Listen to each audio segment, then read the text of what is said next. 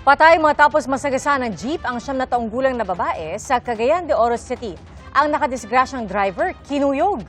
Saksi, si Sarah Chavez ng GMA Regional TV. Pinagtatadyakan at hinila palabas ng jeep ang driver na ito sa Cagayan de Oro City. Gulpe ang inabot niya sa kamay ng mga lalaking ito malapit sa Cugon Public Market.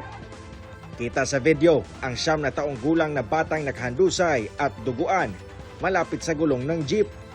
Nasawi ang bata dahil sa mga tinamo niyang sugat. Natigil lang ang pagkuyog sa driver nang may dumating na pulis.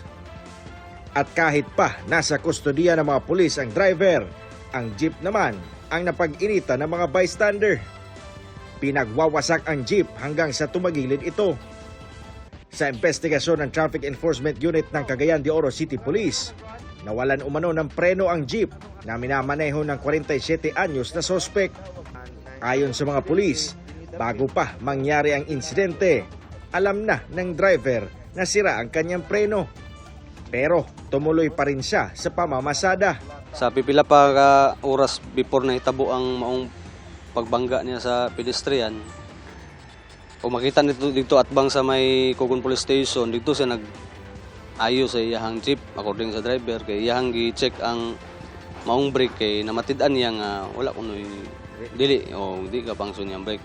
Nasa impounding area na ang jeep.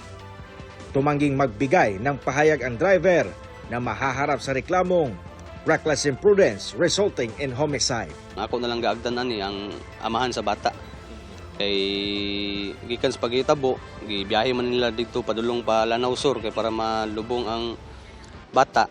Then gitawagan ako ganina, going na pud ang amahan diri kay para magpasakaw sumbong. Ako, si Cyril Chavez ng GMA Regional TV, ang inyong saksi.